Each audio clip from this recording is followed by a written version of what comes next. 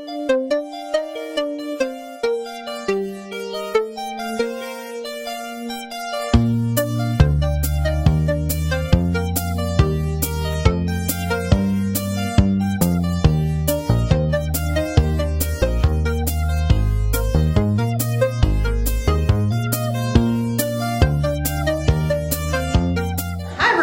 we're going to do a little tutorial here for you for Heartcode. First of all, welcome. Second of all, take a deep breath. It's going to be okay.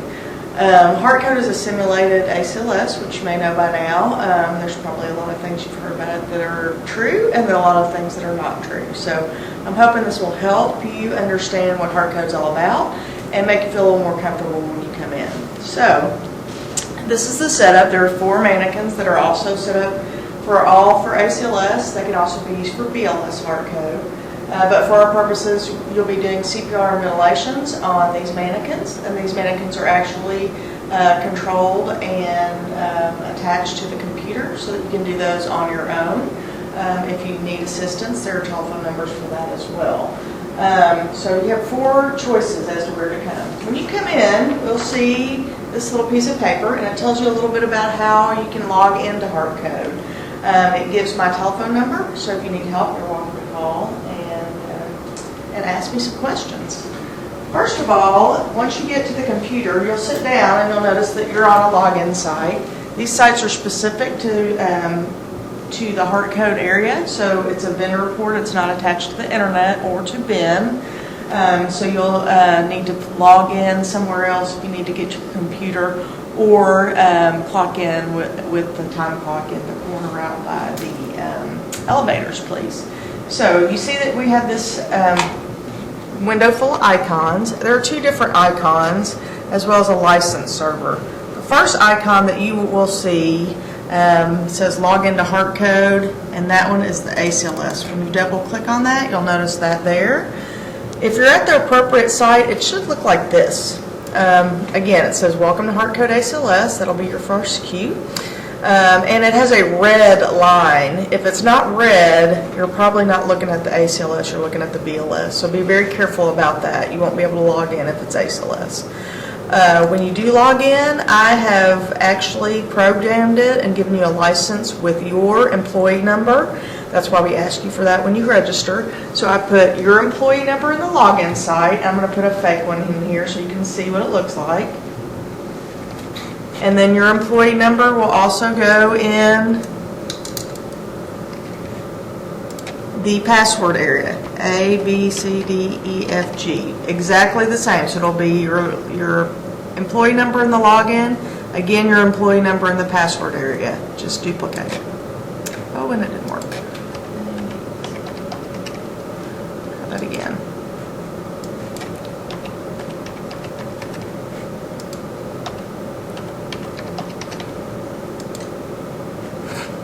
Okay, stop for a minute. I don't know why it's not working. C, D, D, E, F, G. That's probably why. There we go. Okay, so once you log in with your employee number in the login and password, you'll see a screen that looks like this. There is a course overview, and when you first log in, there will not be a green check mark there. You'll have to click on the course overview to get to the Part 1 and Part 2 areas, which are your most important areas. When you click on the course overview, it's going to show you this. And it just gives you a basic overview of what the Heartcode simulation is, who is accredited and how they use it, and what kind of CEUs and their disclosure statement, and a few things about what they had to do to change the Heartcode when it first came out. When you get to the bottom, you'll have this target audiences, and you'll also see this back button. When you hit the back button, you will have completed the course overview, and you will have now a green check mark there. You will then also be able to access Heartcode ACLS Part 1 and Heartcode ACLS Part 2. Part 2 and 3 is the skills portion of your Heartcode ACLS. A lot of times people like to do that first. It tends to take you pretty much all day. Like I said in some of the papers that you've received from the library, 6 to 8 hours is about the average. So doing these skills portions is very helpful to people because they get kind of tired by the end of the day. So I'm going to go ahead and click on that, and you have to click on the words, not on the box, and you'll see that you'll get another screen, and basically it tells you that you're going to do the Heartcode ACLS skills testing. It says you're on the skills, and you will have a disclaimer that you'll have to say, yes, I will go ahead and look at this, and I will do that. So I'm going to go ahead and click on bag valve mask, because that's what we use for ACLS. Once you click on that bag valve mask, you may get this darkened area that says adult mannequin. If you see this and it's grayed out, that means that the mannequin is not responding to the computer, and it will tell you that. You'll have a little box here at the bottom. But be sure this is working appropriately. If it's not, the connections can be checked at the computer and at the mannequin. There's a mannequin site here if that's pulled out for some reason. You can check there, and if you need assistance, obviously call me with the phone number that's on the instructions there on the table. But you'll see two different things. You'll see begin ventilations and assessments, and you'll see the begin CPR assessment. The ventilation is 12 long, slow, easy ventilations, and you will have to wait 6 seconds in between. So you have to have some really slow, easy ventilations. Make sure your bag valve mask is secure to the patient, the rubber mannequin's face, and that you're opening the airway appropriately, because if you don't do that, you're not going to be doing this appropriately, and the computer will tell you that. They'll advise you as you go along. Also, you're going to have this begin CPR. You're also going to get a little tutorial here that tells you about the instructions and how to change things if you need to. It's very important for you to do 4 things. Position your hands correctly. You must put them directly in the middle of the chest. Really good idea to use one of these nice stools that we have underneath here so that you can get that good positioning. If it's not in the right place, the computer's going to tell you that you're too deep, not deep enough, things like that. Make sure you put your hand in the middle, raise the heel of your hand, and then start compressions. And you have to do this very fast. You make sure it's 2 inches deep, at least 100 a minute, and you have to let it recoil. You have to make sure that chest pops back up so that we can do that appropriately as well. But again, the computer will let you know if you're doing that right or wrong, and it's fairly sensitive to that. So if you're not doing very well, you might want to just start over so you don't get too tired. You'll do 3 rounds. You'll do 30 to 2, 30 to 2 ventilations, 30 to 2, and then you'll be finished. You can check that. It'll say, would you like to go on? It's always best to go ahead and check it at that point, because if you continue and you haven't passed, it's just going to exhaust you. So go ahead and check that and make sure that you've done okay. If you pass, this will pop up a green pass window, and you will be able to go ahead and claim your certificate. And when you go to this claim certificate area, you'll want to click on that. I can't go there because I haven't completed these skills, but if you click on that, it's going to take you to another page that says, do you want to register? And you do want to register. You want to go ahead that first area there and register yourself using whatever password you want, or you can use your employee number again, but that is very self-explanatory. Once you get in there, you'll understand that. After you register, it's going to take you through a sequence of some questions and then a survey that you'll need to do before this certificate will print out. After doing that and completing that, you want to find the main page again, and you'll click on that, and then you're going to go to part 1. That's the main portion of this class, and all of the cognitive portion of this class is included in there, as well as the written exam. As you can see, this has just been practiced with several times, so all of these areas have been completed. If they were not complete, they would be black, like the written exam. It has not been completed as of today, so it's black. Once you have completed one of these, it maintains, it stays there. So you're not going to lose any data or anything like that if you accidentally log off, or if you need to go to the restroom, go eat lunch, things like that. All the things that you have completed will maintain there, so they'll stay there for a while. You're going to have a few things here, lots of videos, lots of new information on the new guidelines. There's also a pre-course assessment, which you must do all the parts of that, as well as team dynamics, BLS, ACLS surveys, to just give you a kind of broad survey of that, as well as a couple of other tutorials that let you understand how to do the computer program simulation for ACLS. There is one patient, quote, quote, simulated patient, His name is Adam Berg, and he is only BLS. So make sure you only do BLS for him. He's very simple, but again, we like to do advanced things for our patients. So be sure to just do BLS on him.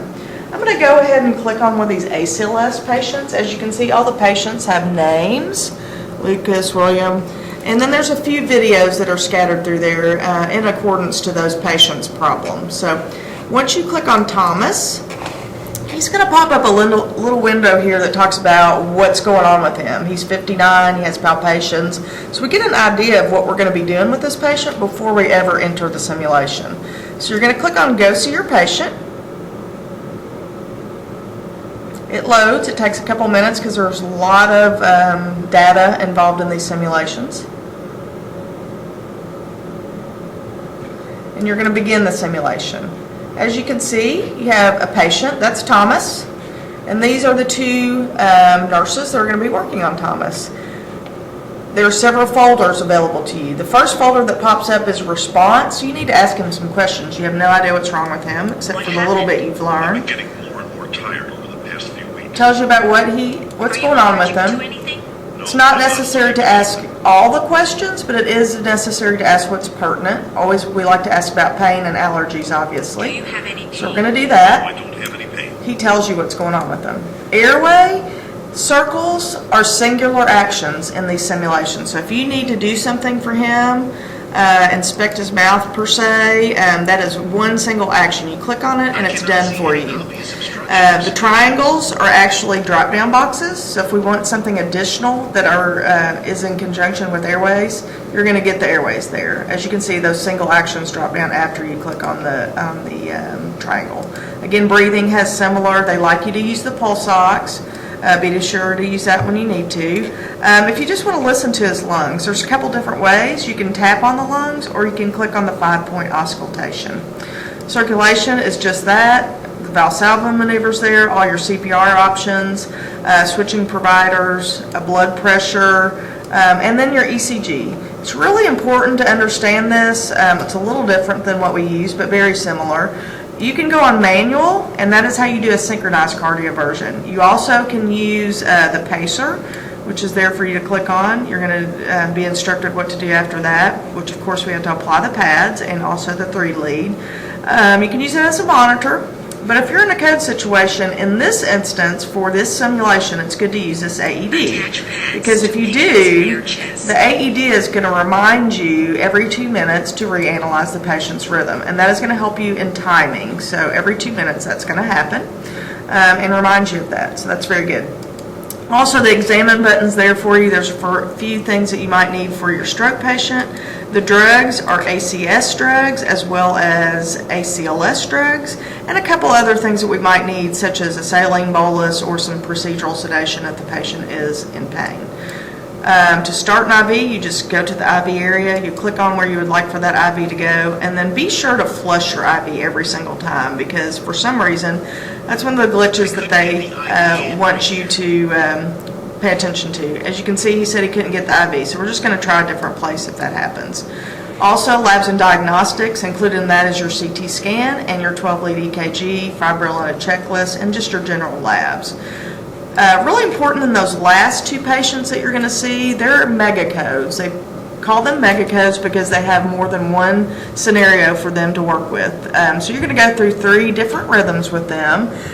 So you're going to need to do that, and then they both have a return to circulation component, which is one of the new guidelines. They like for us to use therapeutic hypothermia, and they also like for you to do a 12-lead EKG. So both of those last two patients, who are very long and a little bit difficult, they're always going to come back to life. They're always going to get a pulse back, and they may have some agonal breathing. So you need to be sure to do your hypothermia protocol and your 12-lead EKG with them. The miscellaneous button just has some other extra things as well as your hypothermia that you can use or not use, just in general. This code button is really nice here. When you go to your response, you're going to have this just all in a row for you. So if your patient codes, you're going to do all these things. Another great button is this medical record. It starts with a patient log, but it has also your x-ray results, your blood analysis, your clinical observations, your 12-lead EKG, and most of all, I really like this button when you're in the code, because if you have an epinephrine dose, It'll be here, it'll show up here, it'll tell how much you gave, and then it will also give you the time, so you make sure to get your times in appropriately. You want to make sure you watch those, because you'll be counted off for that as well. You also can transfer your patient. If you click on that accidentally, you can go right back to the patient, or you can transfer them somewhere. He is actually probably going to go to the ICU or monitor bed. He's had some issues, but that's there for you as well. Be sure to understand that you can pause the video. If you've taken this before, it used to be you could not pause this. So it's really nice to be able to pause and find out where things are, because if you have not taken it before, it's a little confusing as to where your actual guidelines and your actual the things you need to do are. So you need to go ahead and pause it. Don't stress out about it. Just pause and stop and look around. To restart that, you just click on it again. Double lines is pause, restart is the play button. You can also fast forward. So if you get through your algorithm and you're saying, oh my gosh, there's really nothing else for me to do, well, I'm just going to fast forward, because if I fast forward, it's going to stop generally where there's something else to do for the patient. So don't worry, it's not going to pass anything imperative by, so you can use that fast forward button. There's also another stop button here for you. You can press on that, and you can either transfer the patient, continue to the treatment of the patient, or quit the scenario. You can also use your code clock, which is here, and it just times things for you. Some people use it, some people don't. I find it a distraction, but you're more than welcome to use it, but it's not necessary. So again, the stop button, I'm going to go ahead and show you what it looks like after you finish a patient. Say we're going to transfer this patient. I'm going to go ahead and click that. We're going to say he's going to go to the ICU. And as you can see, we did not pass the case because we didn't really take care of the patient. But obviously he's going to not be passed, but it's also going to tell us some things about that patient. So if you want to go through the scenario and just figure out what's going on with them, that's totally fine. You're not counted off. But it will tell you exactly what you did right. These exclamation points and the green check marks are right, and then the red X's obviously are something that you did not do appropriately. And then it's also going to give you the diagnosis of the patient down here, so sometimes that's helpful for people to know. These little books here are available to you, so say you want to see something about IV access. You click on the book, and it references it for you. Just go straight to that reference, and it's going to open it up for you and go straight to it, so that's nice for people as well. Other things that you can utilize in the scenarios are the AHA manual, which is available to you. You can test your speakers in case you're wearing those headphones and they're a little bit too loud for you. Test the speakers. Just test it for you. And then also an application help. That just opens up a couple of little things that you might want to review, how to complete the BLS case. It gives you some steps and some tips. So if you get stuck on something and you need that, you go ahead and use that. Action overviews. I'm going to click on that, and it's just going to tell me some things about what I do and why the patient, how the patient might respond. So just some tips there. As well, when you're finished with this, you're going to have your written test. There's 50 questions. Again, these last two patients are your mega codes. You will have three rhythm changes for them. 1, 2, 3, and then they'll return to circulation. And then the written exam is a 50-question exam. If you were to miss 8, that's fine, you'll pass the exam, but if you miss 9, you might as well just start over and repeat the exam, because 9 is a failing score. So you need to go ahead and take the written exam, and again, just remember they're very broad American Heart type questions. They've been written for a global audience, so be sure to read the question very carefully. When you're done with that, you can claim your certificate. Again, you're going to do what you did in part 2 and 3. You're going to click on claim your certificate. It's going to take you to that area where you have already registered if you've done the part 2 and 3. And you will go ahead and answer a survey question for that and print out a certificate. You'll have your part 1 certificate, your part 2 certificate, and then you'll also have a CE certificate, which is good for 9.75 credits. And that is about it. Like I said, it usually does take people 6 or 8 hours to do this, so just rest, relax.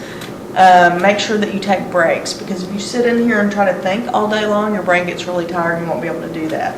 I have left a couple of little tips over here for you to look at, and these are just things that I've come up with that may glitch people. Again, flushing your ID, and you're welcome to read through these. Make sure you use your AED, and we talked about this on this little video. So If you need anything, or if you have any questions, you're welcome to call me at 6075, or you can contact the library, Carla. Thank you, and good luck.